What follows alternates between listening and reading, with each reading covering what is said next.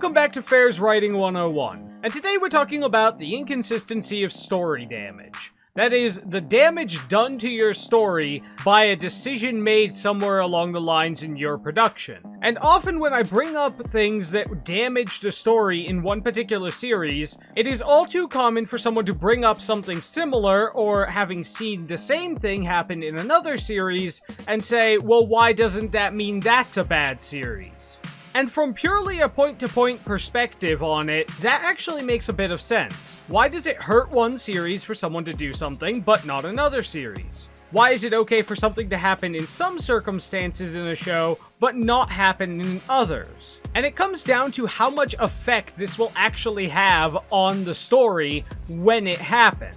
And there are some bad examples of this and some better ones. We'll talk about better ones later, but for now I'll use a real example that someone used when talking about the new Star Wars trilogy. They were responding to someone speaking on the fight in the throne room against the royal guards, and how hilariously bad the choreography was. Like, honestly, it's the worst thing ever. Watch someone break down that fight scene. If you had shown that to me in a comedy show, it would be right in place. Unfortunately, they were trying to make it seem serious, and it was not. The dude, the man, the mofo, this fucker, threw his weapon away before he was even touched so that the good guy could stab him easier. They were talking about a kick that Luke did during the original trilogy that very clearly did not hit the man, but he jumped back anyway. Now, in full speed, this would be very hard to notice. It is, however, excessively easy to notice that the enemies in the sequel trilogy fight scene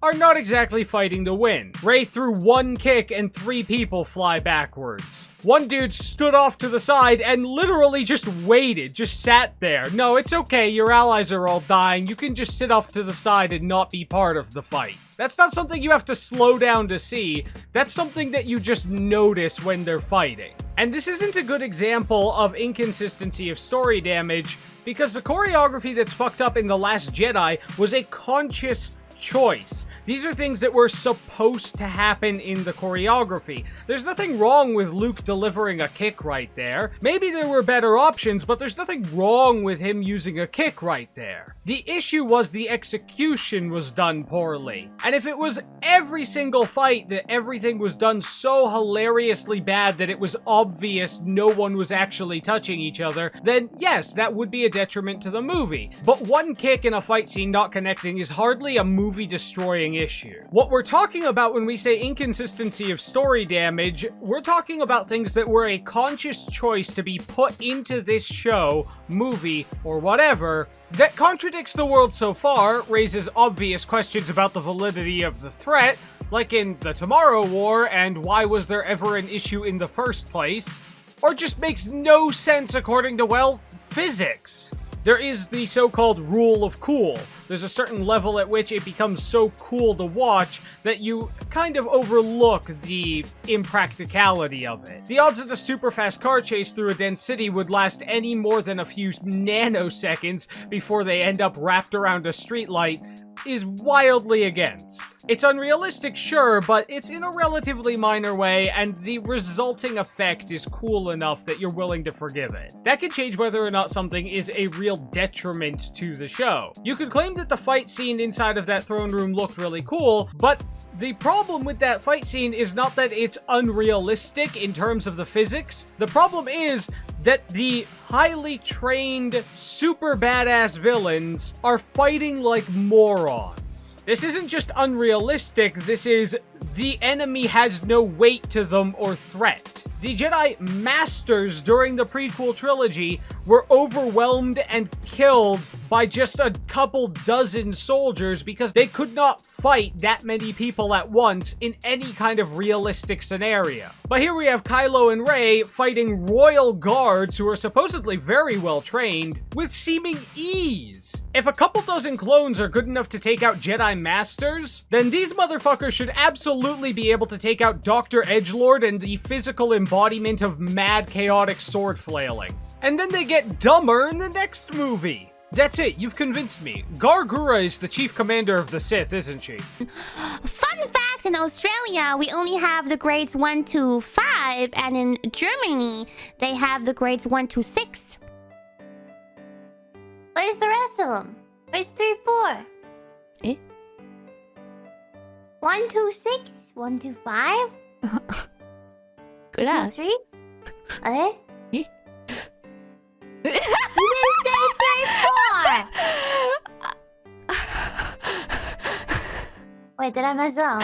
Then there's times when physics themselves seem to have picked a side in media. And it's one of the reasons I hate the nuclear reactor becomes a nuclear bomb trope. In the movie Underwater, it was literally 2 separate plot points. And they were major driving factors in the story, and that's a problem because that's not how it fucking works. Considering they were going for a thriller genre, grounding it in a situation or a world that I can relate to is really important. It's not gonna be scary if I can't relate to it in any way, shape, or form. Even in Alien, you can relate to it because despite all the sci-fi stuff, physics still seems to apply. They never explain the sci-fi stuff because you should never over-explain your sci-fi stuff. But guns still work like guns, gravity still works like gravity, cuts still work like cuts, and running still works like running. Everything still functions like it's part of this reality, even if it is separated by its sci-fi origin. This can also change depending on how serious your show is. No one would ever look at the Deadpool movies and say you're supposed to take these 100% seriously. It's Ryan Reynolds. The man doesn't take existence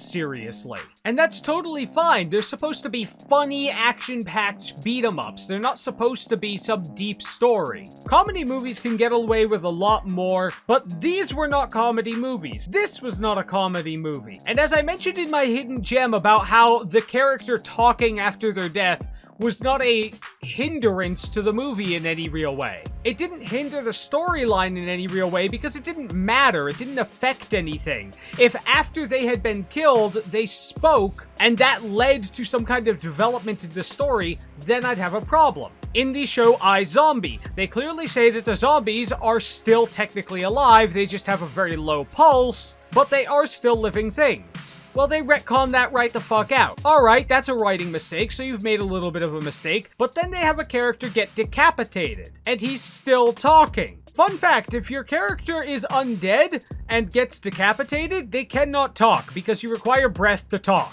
And I will admit, I did not actually watch much of the series, and I didn't even watch the whole episode that was in. But the point I'm getting at is that if he's still able to talk after being beheaded, and that becomes relevant to a story in some way in that show, now it's damaging your show. Because what was something completely unrelated and just silly is now a completely viable thing that they could be doing. And it matters now. It has altered their world. If you could still talk while decapitated, which is unrealistic, then decapitating a zombie and using them for information is now a viable strategy. And if that ever helps the storyline along, then not only are you contradicting your own writing, but you're contradicting how things actually work, and it's driving your plot. Your plot is being driven by nonsense. Not that I'm expecting an incredibly deeper, introspective plot from an episodic crime show based around zombies with a main character named Liv Moore who's undead, and an all-zombie PMC named Fillmore Graves. I'm not feeling a huge amount of story weight there. But I hope I've explained this in a way that accurately lays out for you where the guidelines are. Whether or not something is going to be damaging in one show or not damaging in another show depends entirely on whether or not the story depends on that, or whether or not that working that way severely affects their world in a way that affects the plot going forward. Again, in my hidden gem, Titan AE, at no point would someone being able to breathe out a last word would it have affected the story or where it went from there. It's unrealistic, but it has no bearing on the plot whatsoever, and it did not drive the plot in any particular direction. Meanwhile, the Jedi being able to summon lightning, touch physical objects, and move things with the Force even after they're dead has massive ramifications for the rest of the story. They're literally immortal warriors. Why aren't you helping? But that exact same revelation of ghosts touching things doesn't hurt a drama following an emotional journey, because there is no amount of touching that can help you progress as a person, even if it is getting you off in the moment. Anyway, like, share, follow, comment, subscribe, or else they won't feed me, and what are some examples that you've seen of things that didn't affect the story in a show, but weren't exactly realistic along the way? Can you think of any off the top of your heads? Let me know down in the comments. Or one of Disney's fanboys could come back to defend the poor, helpless, multi-billion-dollar corporation from my criticism of their multi-billion-dollar property, and I encourage you to be entertainingly angry while you do it. Hi, sorry, welcome to the mid-credits scene. Just thought I'd point out that this motherfucker in this scene, right here, he is pulling a lightsaber towards himself. This fight is the single dumbest thing I have ever seen put to screen.